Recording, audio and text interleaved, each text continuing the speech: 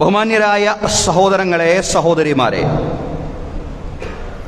ഇസ്ലാമാകുന്ന ജീവിത പദ്ധതിയെ അതിമനോഹരമാക്കുന്ന അതിൻ്റെ രണ്ട് വശങ്ങളാണ് ഇസ്ലാമിൻ്റെ സാമൂഹിക വ്യവസ്ഥിതിയും അതുപോലെ തന്നെ ഇസ്ലാമിൻ്റെ സാമ്പത്തിക വ്യവസ്ഥിതിയും. നമുക്കറിയാവുന്നതുപോലെ ഇസ്ലാമിൻ്റെ സാമൂഹിക വ്യവസ്ഥിതി ഖിലാഫത്ത് എന്ന പേരിലാണ് അറിയപ്പെടുന്നത്. ഖുർആനിൽ ആ പ്രയോഗമുണ്ട്, ഹദീസിൽ ആ പ്രയോഗമുണ്ട്. ഇസ്ലാമിക ചരിത്രത്തിലും ഖിലാഫ എന്ന് പറയുന്ന ഇസ്ലാമിക സാമൂഹിക വ്യവസ്ഥിതിയെ സംബന്ധിച്ചുള്ള പ്രയോഗം വ്യാപകമായിട്ട് ഉപയോഗിച്ചിട്ടുണ്ട് എന്നുള്ളതാണ്. ഇസ്ലാമിൻ്റെ ശത്രുക്കളുടെ ഗൂഢാലോചനയുടെയും കുതന്ത്രങ്ങളുടെയും ഫലമായി ഒരു ഘട്ടത്തിൽ ഇസ്ലാമിൻ്റെ സാമൂഹിക വ്യവസ്ഥിതി തകർന്നുപോയി എന്നതും നമുക്കറിയാം. പക്ഷേ അതെല്ലാം തന്നെ റസൂലുള്ളാഹി സ്വല്ലല്ലാഹു അലൈഹി വസല്ലം നേരത്തെ മുന്നറിയിപ്പ് നൽകിയിരുന്ന കാര്യങ്ങളായിരുന്നു. പ്രവാചകന്റെ ഒരു ഹദീസിൽ ഇപ്രകാരം നമുക്ക് കാണാൻ സാധിക്കും. നബി സല്ലല്ലാഹു അലൈഹി വസല്ലം പറഞ്ഞു, ലതൻഖുലന്ന ഉറൽ ഇസ്ലാമി ഉറവതൻ ഉറവ. ഇസ്ലാമിന്റെ പാശങ്ങൾ ഓരോന്നോരോന്നായിട്ട് ഇങ്ങനെ അഴിഞ്ഞു വീഴുന്നതാണ്. വഅവ്വലുഹുന്ന നഖബൻ അൽ ഹുക്മു വആഖിറുഹുന്ന സ്വലാഹ്. ആദ്യമായിട്ട് അഴിഞ്ഞു വീഴുന്ന ഇസ്ലാമിന്റെ പാശം, അതിൻ്റെ സാമൂഹിക സംവിധാനം, അതിൻ്റെ ഭരണ സംവിധാനമായിരിക്കുമെന്ന് റസൂലുള്ളാഹി സ്വല്ലല്ലാഹു അലൈഹി വസല്ലം പറയാം. അവസാനമായിട്ട് അഴിഞ്ഞു വീഴുന്നത് നമസ്കാരമായിരിക്കും. ഇസ്ലാമിൻ്റെ ആത്മീയ പദ്ധതിയായിരിക്കും അവസാനമായിട്ട് അഴിഞ്ഞു വീഴുക. പക്ഷേ ആദ്യമായിട്ട് അഴിഞ്ഞു വീഴുക അതിൻ്റെ സാമൂഹിക പദ്ധതിയായിരിക്കുമെന്ന് പ്രവാചകൻ സ്വല്ലല്ലാഹു അലൈഹി വസല്ലം മുന്നറിയിപ്പ് നൽകിയിരുന്നു. അത് അതുപോലെ സംഭവിച്ചു. ഇന്നിപ്പോൾ ആളുകൾക്ക് ഇസ്ലാമിൻ്റെ സാമൂഹിക വ്യവസ്ഥിതിയെക്കുറിച്ച് സംസാരിക്കാൻ തന്നെ ആശങ്കയും പേടിയുമാണ്.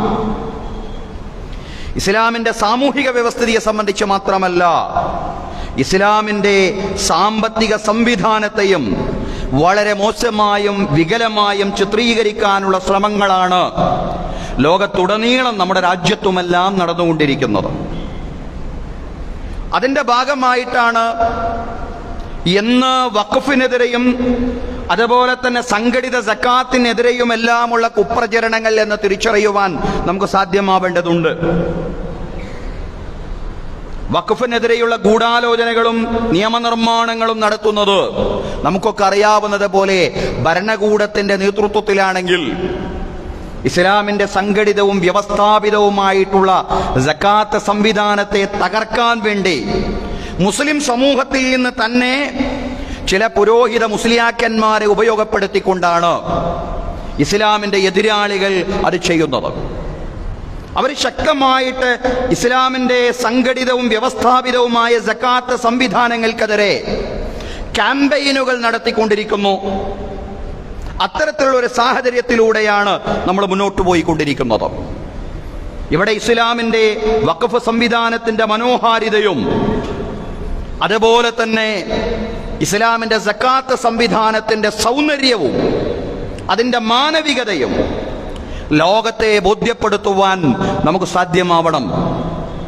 ആ അർത്ഥത്തിൽ സക്കാത്തിനെയും വഖഫിനെയും പ്രതിപാദിക്കാനാണ്, ഹ്രസ്വമായി വിശദീകരിക്കാനാണ് ഇന്നത്തെ ഖുതുബ പ്രയോജനപ്പെടുത്തുന്നത്. വഖഫുമായി ബന്ധപ്പെട്ട ചർച്ചകൾ നേരത്തെയും നമുക്ക് നടത്തേണ്ടി വന്നിട്ടുണ്ട്. പക്ഷെ ഇന്നത്തെ ഒരു സാഹചര്യം നമുക്കറിയാം. JPCയുടെ ഭേദഗതി അത് കൃത്യമായി വന്നിട്ടുള്ള സാഹചര്യമാണ്. അതിന്റെ വിശദാംശങ്ങൾ ലഭ്യമായിട്ടില്ലെങ്കിൽ പോലും ഭേദഗതി രൂപപ്പെട്ടിരിക്കുന്നു എന്ന് മാത്രമല്ല, എന്താണോ ഭരണകൂടം ആശിച്ചിട്ടുള്ളത്, മുന്നോട്ട് വെച്ചിട്ടുള്ള അജണ്ടകൾ, ആ അജണ്ടകളെയെല്ലാം പാകപ്പെടുത്തുന്ന രീതിയിലുള്ള ഭേദഗതിയായിട്ടാണ് സംയുക്ത പാർലമെന്ററി കൗൺസിലിന്റെ വഖഫ് ഭേദഗതി നിയമം ഇവിടെ വന്നിട്ടുള്ളത്, രാജ്യത്ത് വന്നിട്ടുള്ളത് എന്ന് നമ്മൾ അറിയേണ്ടതുണ്ട്. ബില്ല് അത് നിയമമായിട്ട് മാറിയിട്ടില്ലെങ്കിലും, ആ ബില്ലുമായി അത് ആക്ടായിട്ട് നിയമമായിട്ട് മാറിയിട്ടില്ലെങ്കിലും, ആ ബില്ല് യഥാർത്ഥത്തിൽ JPC ആവിഷ്കരിച്ചിട്ടുള്ള ഒരു സാഹചര്യത്തിൽ കൂടിയാണ് നമ്മൾ നിലനിൽക്കുന്നത്.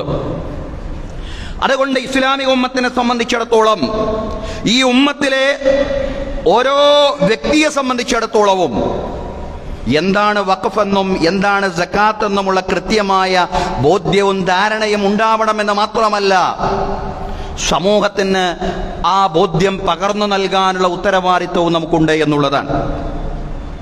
അള്ളാഹുവിന്റെ മാർഗത്തിൽ ചെലവഴിക്കുക എന്ന് പറഞ്ഞുകൊണ്ടാണ് വഖഫിനെയും സക്കാത്തിനെയുമെല്ലാം സദഖകളെയുമെല്ലാം ഇസ്ലാം പ്രോത്സാഹിപ്പിക്കുന്നത് എന്ന് നമുക്ക് കാണാൻ സാധിക്കുന്നതാണ്. അള്ളാഹു പറയുന്ന ഒരു വചനം ഇപ്രകാരമാണ്, ഞാൻ തുടക്കത്തിൽ ഓതി വെച്ചു. അള്ളാഹു പറയാണ്, ലൻ തനാലുൽ ബിർറ ഹത്താ തുൻഫിഖൂ മിമ്മാ തുഹിബ്ബൂൻ. നിങ്ങൾ പുണ്യം നേടുന്നില്ല നിങ്ങൾക്ക് ഏറ്റവും ഇഷ്ടപ്പെട്ടതിൽ നിന്ന് നിങ്ങൾ ചെലവഴിക്കുന്നതുവരെ നിങ്ങൾ പുണ്യം നേടുന്നില്ല. വമാ തുൻഫിഖൂ മിൻ ഷൈഇൻ ഫഇന്നല്ലാഹ ബിഹി അലീം. നിങ്ങൾ യാതൊന്നും തന്നെ ചെലവഴിക്കുന്നില്ല, നിങ്ങൾ എന്ത് ചെലവഴിക്കുകയാണെങ്കിലും അള്ളാഹു അതിനെ സംബന്ധിച്ച് അതിസൂക്ഷ്മമായി ആഴത്തിൽ അറിയുന്നവനാണ്. അള്ളാഹുവിന്റെ ജ്ഞാനം, അവന്റെ അറിവ്, അതിന് പരിധിയില്ല, അതിന് പരിമിതിയില്ല. പരിമിതിയും പരിധിയുമില്ലാത്ത ജ്ഞാനത്തിന്റെ ഉടമസ്ഥനായ അള്ളാഹുവാണ് പറയുന്നത് ചെലവഴിക്കാൻ. നിങ്ങൾക്ക് ഏറ്റവും ഇഷ്ടപ്പെട്ടതിൽ നിന്ന് നിങ്ങൾ ചെലവഴിക്കുന്നതുവരെ നിങ്ങൾ പുണ്യം നേടുന്നില്ല എന്നുള്ളതാണ്. ഈ വചനം ഇറങ്ങിയതോടുകൂടിയാണ് മഹാന്മാരായ സ്വഹാബിമാർ അള്ളാഹുവിന്റെ പ്രീതി മാത്രം ഉദ്ദേശിച്ചുകൊണ്ട് അവരവരുടെ ധനം ധാരാളമായിട്ട് വഖഫ് ചെയ്യാൻ മുന്നോട്ട് വന്നത്. വഖഫ് നിയമത്തെ ആവിഷ്കരിച്ച വചനമാണ് ഈ വചനം എന്ന് നമുക്ക് വേണമെങ്കിൽ പറയാവുന്നതാണ്. വഖഫിനെ സംബന്ധിച്ചുള്ള കൃത്യമായിട്ടുള്ള വിശദീകരണം നമ്മുടെ കർമ്മശാസ്ത്ര പണ്ഡിതന്മാർ നൽകപ്പെട്ടിട്ടുണ്ട്. ഹബ്സുൽ മാലി വസ്വർഫു മനാഫിഹി ഫീ സബീലില്ലാഹ്. എന്താണ് വഖഫ്? ഹബ്സുൽ മാൽ, സമ്പത്തിനെ തടഞ്ഞു വെക്കുക എന്നുള്ളതാണ് വഖഫ്. സമ്പത്തിനെ തടഞ്ഞു വെക്കുക എന്ന് പറഞ്ഞാൽ അതിന്റെ മൂലധനത്തെ തടഞ്ഞു വെക്കുക. വസ്വർഫു മനാഫിഹി ഫീ സബീലില്ലാഹ്, എന്നിട്ട് അതിന്റെ ഉപകാരത്തെ അല്ലാഹുവിന്റെ മാർഗത്തിൽ വ്യയം ചെയ്യുക. മൂലധനം അത് ചെലവഴിക്കാൻ പാടില്ല. മൂലധനത്തെ അവിടത്തെ തന്നെ നിലനിർത്തിക്കൊണ്ട് അതിൻ്റെ ഉപയോഗങ്ങളെ, അതിൻ്റെ പ്രയോജനങ്ങളെ അള്ളാഹുവിന്റെ മാർഗത്തിൽ വ്യയം ചെയ്യുന്ന ആ രീതിയിലുള്ള ധനവ്യയത്തിനാണ് ഇസ്ലാമിൽ വഖഫ് എന്ന് പറയുന്നത്. ഏറ്റവും ഇഷ്ടപ്പെട്ട ദാനം തന്നെയായിരുന്നു ഖുർആന്റെ ഈ കൽപ്പന വന്നതോടുകൂടി മഹാന്മാരായ സ്വഹാബിമാർ വഖഫ് ചെയ്യാൻ തീരുമാനിച്ചത് എന്ന് നമുക്ക് കാണാൻ സാധിക്കുന്നതാണ്. കാന അബൂ തൽഹ അക്സറുൽ അൻസ്വാരി ബിൽ മദീനത്തി മാല. അബൂ തൽഹത്തുൽ അൻസ്വാരി റളിയല്ലാഹു അൻഹു മദീനയിൽ ഏറ്റവും സമ്പന്നനായ സ്വഹാബിയായിരുന്നു. ഏറ്റവും സമ്പന്നനായ സ്വഹാബി. വകാന അഹബ്ബു അംവാലിഹി ഇലൈഹി ബൈറുഹാ. അദ്ദേഹത്തിന് ഏറ്റവും ഇഷ്ടപ്പെട്ട അദ്ദേഹത്തിന്റെ ധനം ബൈറുഹാ തോട്ടമായിരുന്നു. മസ്ജിദുൻ നബവിക്ക് അഭിമുഖമായിട്ടുള്ള തോട്ടമായിരുന്നു ബൈറുഹാ തോട്ടം. റസൂലുള്ളാഹി സ്വല്ലല്ലാഹു അലൈഹി വസല്ലം ബൈറുഹാ തോട്ടത്തിൽ പ്രവേശിച്ചുകൊണ്ട് അബൂ തൽഹയുടെ അനുവാദത്തോടുകൂടി ആ ബൈറുഹാ തോട്ടത്തിലുള്ള കിണറിൽ നിന്ന് ശുദ്ധമായ ജലാശയത്തിൽ നിന്ന് വെള്ളം കുടിക്കുമായിരുന്നു. വിശുദ്ധ ഖുർആനിലെ വചനമിറങ്ങി, ലൻ തനാലുൽ ബിർറ ഹത്താ തുൻഫിഖൂ മിമ്മാ തുഹിബ്ബൂൻ. നിങ്ങൾക്ക് ഏറ്റവും ഇഷ്ടപ്പെട്ടതിൽ നിന്ന് നിങ്ങൾ ചെലവഴിക്കുന്നത് വരെ നിങ്ങൾ പുണ്യം നേടുന്നില്ല എന്ന ഖുർആന്റെ വചനമിറങ്ങിയതോടുകൂടി അബൂ തൽഹ റളിയല്ലാഹു അൻഹു റസൂലുള്ളാഹി സ്വല്ലല്ലാഹു അലൈഹി വസല്ലമയുടെ അടുക്കൽ വന്നുകൊണ്ട് പറഞ്ഞു, അല്ലാഹുവിന്റെ ദൂതരെ, ഇന്നല്ലാഹ തആല യഖൂലു ഫീ കിതാബി, അല്ലാഹു തആല അവന്റെ ഗ്രന്ഥത്തിൽ പറയുന്നു, ലൻ തനാലുൽ ബിർറ ഹത്താ തുൻഫിഖൂ മിമ്മാ തുഹിബ്ബൂൻ. നിങ്ങൾക്ക് ഏറ്റവും ഇഷ്ടപ്പെട്ടതിൽ നിന്ന് നിങ്ങൾ ചെലവഴിക്കുന്നത് വരെ നിങ്ങൾ പുണ്യം നേടുന്നില്ല എന്നാണ് അല്ലാഹു തആല പറയുന്നത്. അതിനാൽ തന്നെ പ്രവാചകരെ ഞാൻ പറയട്ടെ, വഇന്ന അഹബ്ബ അംവാലി ഇലയ്യ ബിബൈറുഹാ, എന്റെ ഏറ്റവും ഇഷ്ടപ്പെട്ട ധനം ബൈറുഹാ തോട്ടമാണ്. ആ തോട്ടത്തെ അല്ലാഹുവിന് വേണ്ടി നൽകാൻ, അല്ലാഹുവിന് വേണ്ടി ദാനം ചെയ്യാൻ ഞാൻ ഉദ്ദേശിക്കുന്ന പ്രവാചകരെ എന്ന് പറഞ്ഞപ്പോൾ റസൂലുള്ളാഹി സ്വല്ലല്ലാഹു അലൈഹി വസല്ലം പറയാണ്, അങ്ങനെ നീ ആ തോട്ടത്തെ ദാനം ചെയ്യുകയാണെങ്കിൽ ബഖദാലിക മാലുൻ റാബിഹുൻ, ബഖദാലിക മാലുൻ റാബിഹുൻ, അത് നാളെ നിനക്ക് പരലോകത്ത് അങ്ങേയറ്റം പ്രതിഫലം ലഭിക്കുന്ന, ലാഭം ലഭിക്കുന്ന ധനമായി മാറുന്നതാണ്. അത് സമയത്തു മാ ഖുൽത ഫീഹാ, നീ പറഞ്ഞത് ഞാൻ കേട്ടിരിക്കുന്നു, അതുകൊണ്ട് ഞാൻ നിന്നോട് ഒരു അഭിപ്രായം പറയുകയാണ്. വഇന്നി അറാ അൻ തജഅലഹാ ഫിൽ അഖറബീൻ, നിന്റെ ഏറ്റവും അടുത്ത കുടുംബക്കാരായ ദരിദ്രരായ കുടുംബക്കാർക്ക് നീ അത് നൽകുക. നിന്റെ ഏറ്റവും അടുത്തു നിൽക്കുന്ന ദരിദ്രരായ കുടുംബക്കാർക്ക് നീ ആ ബൈറുഹാ തോട്ടം നൽകുക. അങ്ങനെ ഫഖസ്സമഹാ അബൂ തൽഹ ഫീ അഖാരിബിഹി വ ബനി അമ്മിഹി എന്നാണ് ചരിത്രം. അബൂ തൽഹ റളിയല്ലാഹു അൻഹു അദ്ദേഹത്തിന്റെ ദരിദ്രരായ കുടുംബക്കാർക്ക്, അദ്ദേഹത്തിന്റെ പിതൃവ്യ പുത്രന്മാർക്കെല്ലാം ബൈറുഹാ തോട്ടം വിഹിതം വെച്ച് നൽകി എന്നുള്ളതാണ് പ്രവാചക യുഗത്തിൽ സംഭവിച്ചിട്ടുള്ള, ഇസ്ലാമിക ചരിത്രത്തിൽ സംഭവിച്ചിട്ടുള്ള ആദ്യത്തെ വഖഫായിരുന്നു.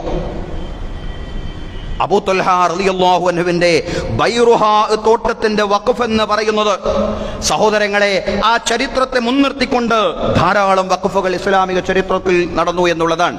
ഇന്നിപ്പോൾ മസ്ജിദുകൾ, മദ്രസകൾ, യതീംഖാനകൾ എന്നിവയ്ക്ക് വേണ്ടിയെല്ലാം ആളുകൾ അവരുടെ ധനം ധാരാളമായിട്ട് വഖഫ് ചെയ്തുകൊണ്ടിരിക്കുന്നു എന്നുള്ളതാണ്. കാരണം ഇസ്ലാമിൽ വഖഫിന് വലിയ പ്രാധാന്യമാണുള്ളത്. അതൊരു സാധാരണ ദാനം പോലും അല്ല.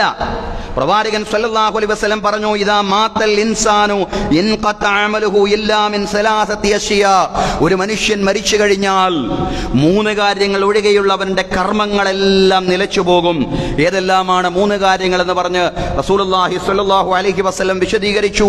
ഒന്നാമത്തേത് സ്വദഖത്തുൻ ജാരിയ, ജാരിയായിട്ടുള്ള സ്വദഖയാണ്, എന്നെന്നും നിലനിൽക്കുന്ന സ്വദഖ. രണ്ടാമത് ഔ ഇൽമു യുൻതഫഉ ബിഹി, പ്രയോജനം ലഭിക്കുന്ന വിജ്ഞാനമാണ്. വിജ്ഞാനം, അറിവ്. ആ അറിവ് അയാൾ വേറൊരാൾക്ക് പകർന്നു കൊടുത്തിട്ടുണ്ടെങ്കിൽ ആ മനുഷ്യൻ മരിച്ചു പോയാലും ആർക്കാണോ അയാൾ പകർന്നു കൊടുത്തത് അതുകൊണ്ട് അയാൾ പ്രയോജനപ്പെടുത്തുകയാണ്. പിന്നീട് അയാൾ വേറൊരാൾക്ക് പകർന്നു കൊടുക്കുമ്പോൾ അത് അയാൾ വീണ്ടും പ്രയോജനപ്പെടുത്തുകയാണ്.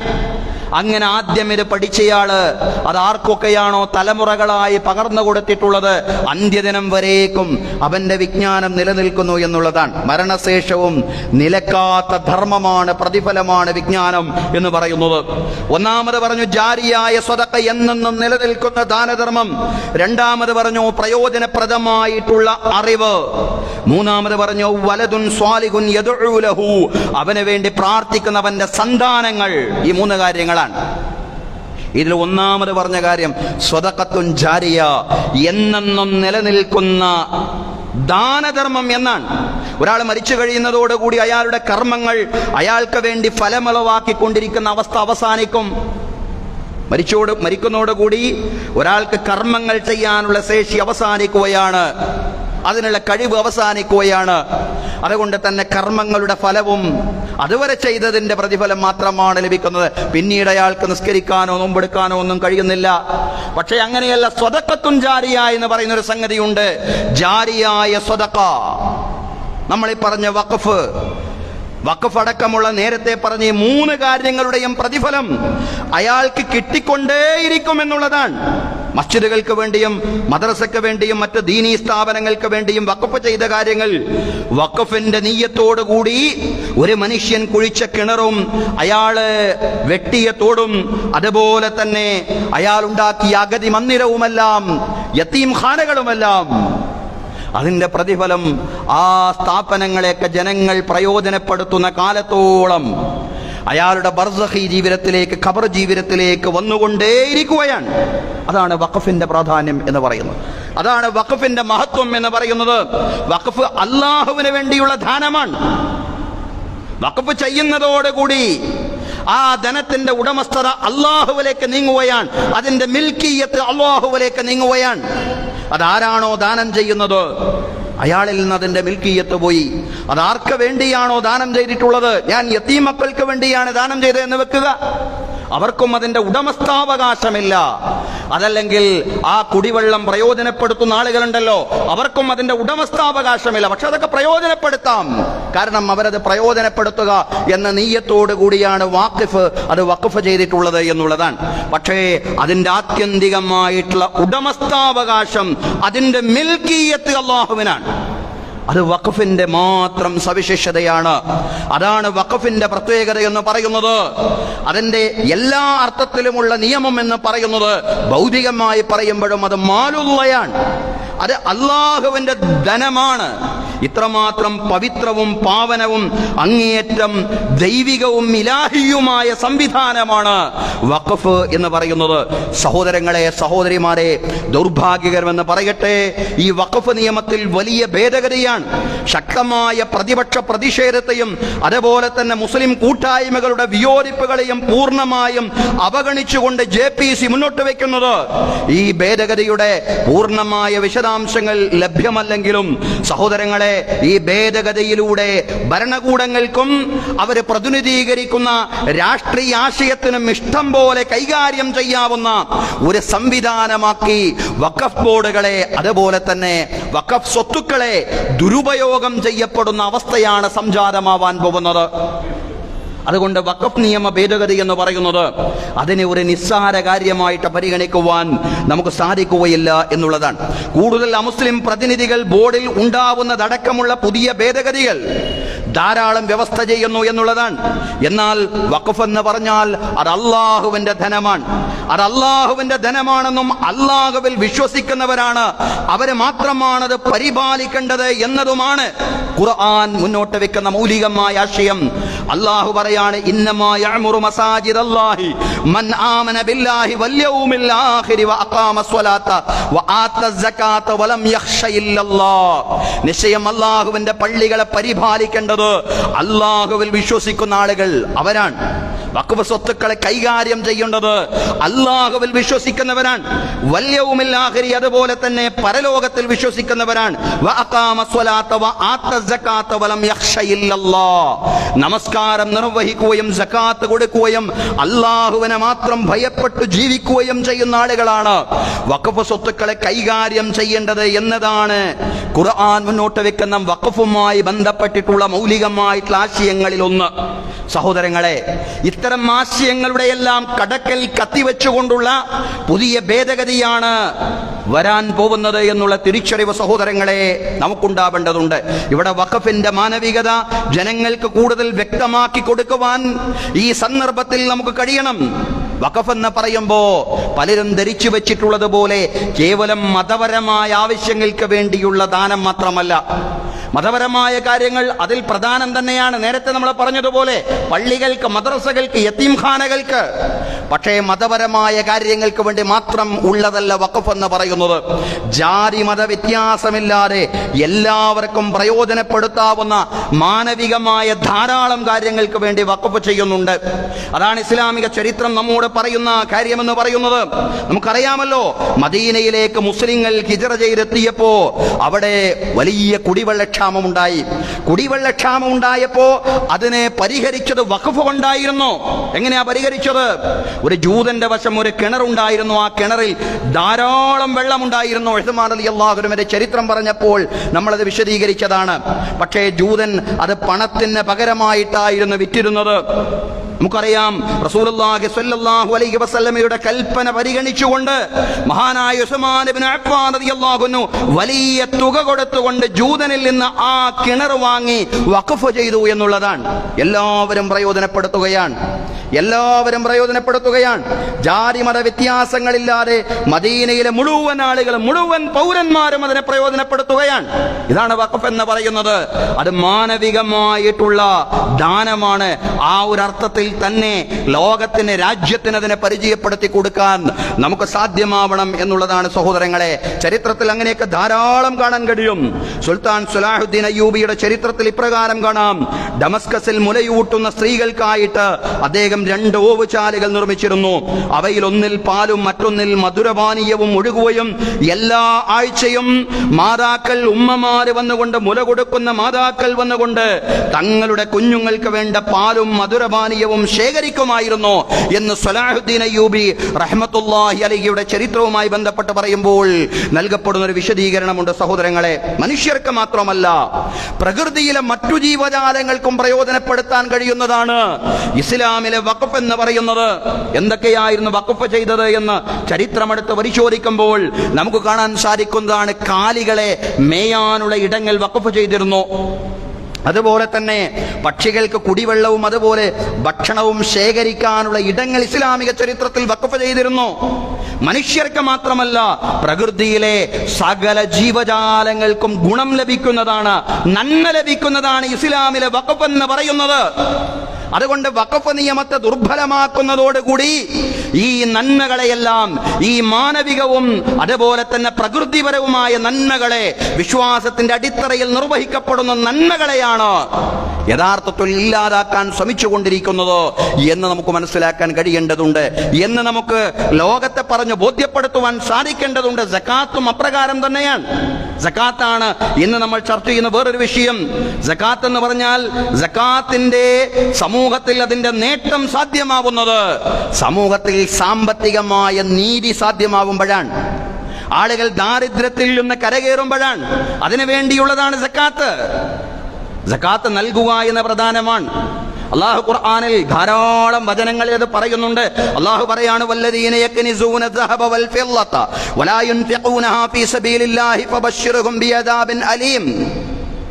സ്വർണവും വെള്ളിയും അത് ഖനിജമാക്കി നിക്ഷേപിച്ചു വെക്കുന്ന ആളുകൾ, അത് അല്ലാഹുവിന്റെ മാർഗത്തിൽ ചെലവഴിക്കാത്ത, സകാത്ത് കൊടുക്കാത്ത ആളുകൾ, അവർക്ക് വേദനാജനകമായ ശിക്ഷ കൊണ്ട് നിങ്ങൾ മുന്നറിയിപ്പ് നൽകണം. ഖുർആൻ പറയാൻ, അവർക്ക് നരകശിക്ഷ കൊണ്ട് നിങ്ങൾ മുന്നറിയിപ്പ് നൽകണം.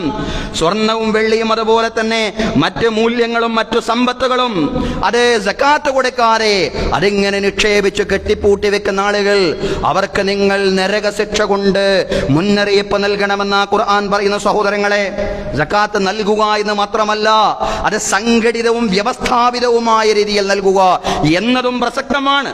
അബൂബക്കർ സിദ്ദീഖ് റളിയല്ലാഹു അൻഹുവിന്റെ കാലഘട്ടത്തിൽ ചില ആളുകൾ സകാത്ത് കൊടുക്കൂല എന്നല്ലല്ലോ പറഞ്ഞത്.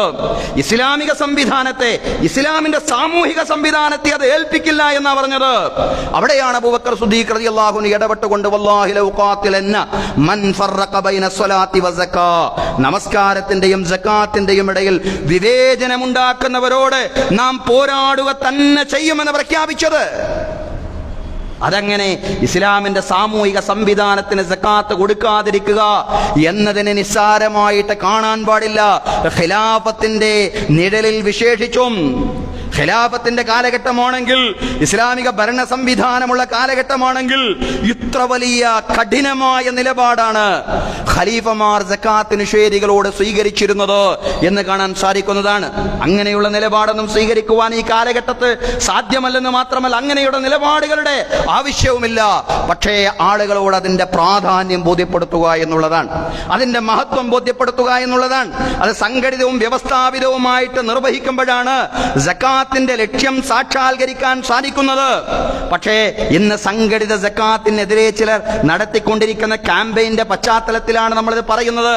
പത്രങ്ങളിലടക്കം സംഘടിതവും വ്യവസ്ഥാപിതവുമായ സകാത്ത് സംവിധാനങ്ങൾക്കെതിരെ ലേഖനങ്ങൾ, പൗരോഹിത്യം എഴുതിക്കൊണ്ടിരിക്കുന്ന കാലം സഹോദരങ്ങളെ. എന്നാൽ നമ്മൾ അറിയണം, മനസ്സിലാക്കണം, ഇസ്ലാമിലെ സാമ്പത്തിക വ്യവഹാരങ്ങളുടെ ലക്ഷ്യങ്ങളിൽ ഒന്നായിട്ട് ഇസ്ലാം മുന്നോട്ട് വെക്കുന്നത് എന്താ? ദാരിദ്ര്യ നിർമ്മാർജ്ജനമാണ്. ഇസ്ലാമിലെ മിക്ക സാമ്പത്തിക വ്യവഹാരങ്ങളുടെയും മൗലികമായ ലക്ഷ്യമായിട്ട് ഖുർആൻ മുന്നോട്ട് വെക്കുന്ന ദാരിദ്ര്യ നിർമ്മാർജ്ജനമാണ്. അതാണ് അല്ലാഹു തആല പറഞ്ഞത്, ലികൈലാ യകൂന ദൂലതൻ ബൈനൽ അഗ്നിയാഇ മിൻകും, നിങ്ങൾക്കിടയിൽ, ധനികർക്കിടയിൽ മാത്രം സമ്പത്ത് കടന്ന് കറങ്ങാതിരിക്കുന്നതിന് വേണ്ടി. അതാണ് ആശയം. ഇസ്ലാമിലെ സകാത്ത് അടക്കമുള്ള സാമ്പത്തിക വ്യവഹാരങ്ങളുടെ താല്പര്യം അതാണ്. ധനികർക്കിടയിൽ സമ്പത്ത് കടന്ന് കറങ്ങാൻ പാടില്ല, അവർക്ക് മാത്രം അത് പ്രയോജനപ്പെടുന്ന ഒരു അവസ്ഥാവിശേഷം ഉണ്ടാവാൻ പാടില്ല. മറിച്ച് സമൂഹത്തിന്, വിശേഷിച്ചും ദരിദ്ര ജനവിഭാഗങ്ങൾക്ക്, സകാത്തിന്റെ അവകാശികളായ ആളുകൾക്ക് അത് ലഭ്യമാവേണ്ടതുണ്ട് എന്നുള്ളതാണ്. അങ്ങനെയാണ് ദാരിദ്ര്യ നിർമ്മാർജ്ജനം സാധ്യമായത്. ഉമർ റളിയല്ലാഹു അൻഹുവിന്റെ ഭരണകാലഘട്ടത്തിൽ യമനിലെ ഗവർണറായിരുന്ന മുആദ് ഇബ്നു ജബൽ റളിയല്ലാഹു അൻഹു സകാത്ത് മുതലുകൾ തലസ്ഥാന നഗരിയായ മദീനയിലേക്ക് അയക്കുന്നുണ്ട്. മദീനയിലേക്ക് അയക്കുകയാണ്. മുആദ് ഇബ്നു ജബൽ, ഗവർണറായ മുആദ് ഇബ്നു ജബൽ റളിയല്ലാഹു അൻഹു യമനിൽ നിന്ന് തലസ്ഥാനത്തേക്ക് മദീനയിലേക്ക് അയക്കുകയാണ് സക്കാത്ത് മുതലുകൾ. ഉമർ റളിയല്ലാഹു അൻഹു പറഞ്ഞു, അത് ഇങ്ങോട്ട് അയക്കാനല്ലോ, സമ്പന്നരിൽ നിന്ന് ശേഖരിച്ചുകൊണ്ട് ദരിദ്രർക്ക് നൽകാനല്ലേ നിങ്ങളോട് പറഞ്ഞിട്ടുള്ളത്. എന്തിനാണ് തലസ്ഥാനത്തേക്ക് അയക്കുന്നത്? അത് അവിടെയുള്ള ദരിദ്രർക്കിടയിൽ വിതരണം ചെയ്യുക, അത് യമനിലെ ദരിദ്ര ജനകോടികൾക്കിടയിൽ വിതരണം ചെയ്യുക. മുആദ് ഇബ്നു ജബൽ റളിയല്ലാഹു അൻഹു പറഞ്ഞു, സക്കാത്ത് സ്വീകരിക്കാൻ ദരിദ്രരും മറ്റവകാശികളുമായ ആളുകൾ ഇവിടെ ഇല്ലാത്തത് കൊണ്ടാണ് ഞാനിത് അങ്ങോട്ട് അയക്കുന്നത്. സഹോദരങ്ങളെ, ദരിദ്രരില്ലാത്ത ഒരു കാലമുണ്ടായി. ഇസ്ലാമിലെ സക്കാത്ത് സംവിധാനം വളരെ കൃത്യമായിട്ട് സമൂഹത്തിൽ നടപ്പിലാക്കിയപ്പോ മഹാനായ ഉമറുൽ ഫാറൂഖ് റളിയല്ലാഹു അൻഹുവിന് പല പ്രദേശങ്ങളിലെയും ഫഖർ നിർമാർജനം ചെയ്യാൻ, പല പ്രദേശങ്ങളിലെയും ദാരിദ്ര്യം നിർമാർജനം ചെയ്യാൻ സാധ്യമായി എന്നുള്ളതാണ്. ഇതാണ് ഇസ്ലാമിക ചരിത്രം എന്ന് പറയുന്നത്. രണ്ടാം ഉമർ എന്ന് വിശേഷിപ്പിക്കപ്പെടുന്ന ഉമർ ഇബ്നു അബ്ദുൽ അസീസ് റളിയല്ലാഹു അൻഹു, അദ്ദേഹം ഭരണാധികാരിയായ കാലം അന്ന് ഇറാഖിലെ ഗവർണറായിരുന്ന അബ്ദുൽ ഹമീദ് ഖലീഫയ്ക്ക് കത്തെഴുതി. എന്തായിരുന്നു കത്തിലുണ്ടായിരുന്ന ഉള്ളടക്കം? സക്കാത്ത് സ്വീകരിക്കാൻ ആളില്ലാതെ പൊതു ഖജനാവിൽ ബൈത്തുൽ മാലിൽ ധനം കുമിഞ്ഞുകൂടുകയാണ്, പണം അധികരിച്ചിരിക്കുകയാണ്. സക്കാത്ത് ധനം സ്വീകരിക്കാൻ ആളുകൾ ഇല്ലാതായി മാറിയിരിക്കുന്നു. അമീറുൽ മുഅ്മിനീൻ ഉമർ ഇബ്നു അബ്ദുൽ അസീസ് റഹ്മത്തുള്ളാഹി അലൈഹി മറുപടി നൽകി, എങ്കിൽ ആളുകൾ, കടമുള്ള ആളുകൾ ഉണ്ടാവും, അവരുടെ കടം വീട്ടാൻ ദരിദ്രരില്ലെങ്കിൽ കടമുള്ള ആളുകളുടെ കടം വീട്ടുവാൻ സക്കാത്തിന്റെ ധനം നിങ്ങൾ ഉപയോഗിച്ചു കൊള്ളുക. അദ്ദേഹം വീണ്ടും കത്തെഴുതി, കടബാധ്യതരുടെ പ്രശ്നം പരിഹരിച്ചിട്ടും ബൈത്തുൽ മാലിൽ പണം ശേഷിക്കുന്നു. ഖലീഫ മറുപടി നൽകി, എങ്കിൽ വിവാഹപ്രായമെത്തിയ മുഴുവൻ ആളുകളെയും വിവാഹത്തിന് സഹായിക്കുക, എന്നിട്ടും പണം ശേഷിക്കുകയാണെങ്കിൽ ജസിയ നൽകാൻ പ്രയാസപ്പെടുന്ന വേലക്കാരെ സഹായിക്കുക. സഹോദരങ്ങളെ, എന്തുകൊണ്ടാണ് ഉമർ ഇബ്നു അബ്ദുൽ അസീസ് റളിയല്ലാഹു അൻഹു ഇങ്ങനെയെല്ലാം പറയേണ്ടി വന്നത് എന്ന് ചോദിച്ചാൽ, അവിടെയും സക്കാത്ത് ശരിയാം വണ്ണം നടപ്പിലാക്കിയപ്പോ, സക്കാത്ത് സംവിധാനം വ്യവസ്ഥാപിതമായിട്ട് പ്രവർത്തിച്ചപ്പോ ആ സമൂഹങ്ങളിൽ നിന്നെല്ലാം ദാരിദ്ര്യം ഉയർന്നു പോയി എന്നുള്ളതാണ്. ഇതെന്ന് സംഭവിക്കുന്നുണ്ടോ? നമ്മുടെ സക്കാത്ത് രീതികളിലൂടെ, സാമ്പ്രദായിക രീതികളിലൂടെ ഇത് സംഭവിക്കുന്നുണ്ടോ? റമദാനിലെ 27-ാം രാവിൽ പണക്കാരന്റെ ഉമ്മരപ്പടിയിൽ പാവപ്പെട്ടവൻ പോയി കൈനീട്ടിയാൽ ഈ ദാരിദ്ര്യം ഒരു കാലത്തും പരിഹരിക്കപ്പെടുകയില്ല. സഹോദരങ്ങളെ, സക്കാത്ത് സംവിധാനങ്ങൾ ഓരോ വർഷവും ദാരിദ്ര്യത്തിന്റെ കാഠിന്യമനുസരിച്ചുകൊണ്ട് ദരിദ്രരിൽ നിന്ന് നിശ്ചിത ആളുകളെ അവർ ആ ദാരിദ്ര്യത്തിന്റെ മുൻഗണനാക്രമം അനുസരിച്ച് പരിഗണിച്ചുകൊണ്ട് കരകയറ്റാൻ ശ്രമിച്ചാൽ, ദാരിദ്ര്യത്തിൽ നിന്ന് ഉയർത്തിക്കൊണ്ടുവരാൻ ശ്രമിച്ചാൽ, സ്വയം പര്യാപ്ത കൈവരിക്കുന്ന ഒരു അവസ്ഥയിലേക്ക് എത്തിക്കാൻ സാധിച്ചാൽ അതിലൂടെ മാത്രം സാധ്യമാവുന്നതാണ് ദാരിദ്ര്യ നിർമ്മാർജ്ജനം എന്ന തിരിച്ചറിവ് നമുക്കുണ്ടാവണം. ഇന്ന് സക്കാത്ത് പലയിടങ്ങളിലും, മിക്കയിടങ്ങളിലും എന്ന് പറയണം, ഒരു യാചനയായിട്ടാണ് നിലനിൽക്കുന്നത്. യാചന അവസാനിപ്പിക്കുക എന്നതും സംഘടിത സക്കാത്തിന്റെ ലക്ഷ്യമാണ്. കാരണം സക്കാത്ത് പണക്കാരന്റെ ഔദാര്യമല്ല, അത് പാവപ്പെട്ടവന്റെ അവകാശമാണ്. വളരെ കൃത്യമായിട്ട് അല്ലാഹു പറഞ്ഞതാണ്, വഫീ അംവാലിഹിം ഹഖ്ഖുൽ ലിസ്സാഇലി വൽ മഹ്റൂം. അവരുടെ സ്വത്തിൽ ചോദിക്കുന്നവനും അതുപോലെ തന്നെ ചോദിക്കാൻ പ്രയാസമുള്ള ഒരുപാട് ദരിദ്ര ജനകോടികൾ ഉണ്ടാവും. അവരുടെ മാന്യത കൊണ്ട് ചോദിക്കാൻ പ്രയാസപ്പെടുന്ന ഒരുപാട് ദരിദ്ര ജനകോടികൾ ഉണ്ടാവും. അവരുടെയും അവകാശമാണ് സക്കാത്ത് എന്ന് പറയുന്നത്. ഈ ചോദിക്കാൻ മനസ്സുള്ള ആളുകൾ, അവർക്ക് മാത്രം ലഭിച്ചാൽ പോരാ. ചോദിക്കാൻ വിമുഖതയുള്ള ദരിദ്രർ, അവരുടെയും അവകാശമാണ് സക്കാത്ത്. കാരണം അവരും മിസ്കീനാണ്. പ്രവാചകൻ സല്ലല്ലാഹു അലൈഹി വസല്ലം പറഞ്ഞു, ലൈസൽ മിസ്കീനു ബിത്തവാഫിൽ ലദീ തറുദ്ദുഹുൽ ലുഖ്മത്തു വൽ ലുഖ്മത്താൻ. മിസ്കീൻ എന്ന് പറഞ്ഞാൽ ആളുകളുടെ ഇടയിൽ ഇങ്ങനെ യാചന കൊണ്ട് ചുറ്റിക്കറങ്ങുന്ന ആളുകൾ മാത്രമല്ല. അങ്ങനെ അവർ യാചിക്കുമ്പോൾ ആളുകൾ ഒന്നോ രണ്ടോ ഉരുള എറിഞ്ഞു കൊടുക്കുന്നു. ആ ഉരുളകൾക്ക് വേണ്ടി യാചിച്ച് നടക്കുന്നവരല്ല മിസ്കീന്മാർ. വത്തമ്രത്താൻ, അതല്ലെങ്കിൽ ഒന്നോ രണ്ടോ കാരക്കയ്ക്ക് വേണ്ടി യാചിച്ച് നടക്കുന്നവര് മാത്രമല്ല. വലാകിന്നൽ മിസ്കീൻ അല്ലദീ ലാ യജിദു ഖിനൻ യഗ്നീ. മിസ്കീൻ എന്ന് പറഞ്ഞ വേറൊരു വിഭാഗം കൂടിയുണ്ട്.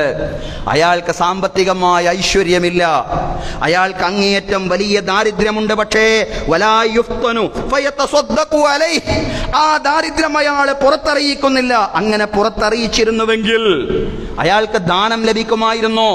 അങ്ങനെ അഭിമാനം കൊണ്ട്, അന്തസ്സ് കൊണ്ട് ദാരിദ്ര്യം പുറത്തറിയിക്കാൻ കഴിയാത്ത ആളുകൾ സമൂഹത്തിൽ ധാരാളമുണ്ട്.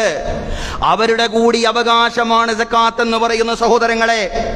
അവരുടെ ലക്ഷ്യം, അവരുടെ സക്കാത്ത് അവർക്ക് നേടാൻ സാധ്യമാവണമെങ്കിൽ തീർച്ചയായിട്ടും സംഘടിത സക്കാത്ത് സംവിധാനങ്ങളൊക്കെ നമ്മുടെ നാട്ടിൽ ഫലപ്രദമായി പ്രവർത്തിക്കണം എന്നുള്ളതാണ്. അപ്പോൾ ആളുകൾ ചോദിക്കുന്ന അതല്ലെങ്കിൽ ഈ സംഘടിത വ്യവസ്ഥാപിത സംവിധാനങ്ങൾക്കെതിരെ എഴുതുകയും പറയുകയും ചെയ്തുകൊണ്ടിരിക്കുന്ന ആളുകൾ ചോദിക്കുന്ന എപ്പോഴത്തെയും ഒരു ചോദ്യമുണ്ട്, അത് ഇസ്ലാമിക ഭരണകൂടമുള്ള കാലത്തല്ലേ സംഘടിത സക്കാത്തൊക്കെ, ഇപ്പോൾ അതില്ലല്ലോ, അതുകൊണ്ട് അതിന്റെ ആവശ്യമില്ലല്ലോ എന്ന് ചോദിക്കും. പക്ഷേ അങ്ങനെ ചോദിക്കുമ്പോൾ നമുക്കെല്ലാവർക്കും പറയാനുള്ള വളരെ ലളിതമായിട്ടൊരു മറുപടിയുണ്ട്.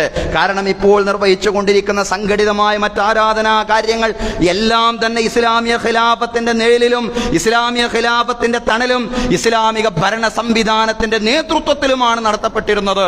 നമുക്കറിയാം, മഹാന്മാരായ ഖലീഫമാരുടെ കാലഘട്ടത്തിൽ, പ്രവാചകന്റെ കാലഘട്ടത്തിൽ നമസ്കാരത്തിന് സംഘടിതമായി നമസ്കാരത്തിന് നേതൃത്വം നൽകിയിരുന്നത് പ്രവാചകനും തുടർന്ന് ഖലീഫമാരുമായിരുന്നു എന്ന് കാണാൻ സാധിക്കുന്നതാണ്. ആ ഭരണ സംവിധാനം, ഖിലാഫത്ത് സംവിധാനം ഇല്ലാതായതോടുകൂടി സംഘടിത നമസ്കാരം അവസാനിച്ചില്ല, മറിച്ച് അതിനോരോ സംവിധാനങ്ങൾ ഉണ്ടാക്കി. എല്ലാ പ്രദേശങ്ങളിലും ഇസ്ലാമിക ഭരണം ഉള്ള ഇടങ്ങളിലും ഇല്ലാത്ത ഇടങ്ങളിലുമെല്ലാം നമ്മൾ പരിപാലന സമിതികളും അതുപോലെ തന്നെ മസ്ജിദുകളും ആ മസ്ജിദുകളിൽ നേതൃത്വം കൊടുക്കുവാൻ ഇമാമുമാരെയുമെല്ലാം നിശ്ചയിക്കുന്നു. അങ്ങനെയെല്ലാമാണ് സംഘടിതമായിട്ട് ജുമുഅ ജമാഅത്തുകൾ നടപ്പിലാക്കിയത്. ഒരു കാലത്ത് ഖിലാഫത്തിന്റെ നേതൃത്വത്തിലായിരുന്നു ജുമുഅ ജമാഅത്തുകൾ നിർവഹിക്കപ്പെട്ടിരുന്നതെങ്കിൽ പിന്നീട് ഖിലാഫത്തിന്റെ അഭാവത്തിലും സംഘടിതമായി നമ്മളതിന് സംവിധാനങ്ങൾ ഉണ്ടാക്കി എന്നുള്ളതാണ്. റമദാൻ ശവ്വാൽ പിറകളുടെ പ്രഖ്യാപനം അതും ഖലീഫമാർ ചെയ്തിരുന്ന കാര്യമാണ്. പക്ഷേ ഇന്ന് നമുക്കതിനെല്ലാം തന്നെ സംഘടിതമായ സംവിധാനങ്ങളുണ്ട്. ഹജ്ജിന് ഹജ്ജ് കമ്മിറ്റികളും മറ്റു സംഘടിത സംവിധാനങ്ങളുമുണ്ട്.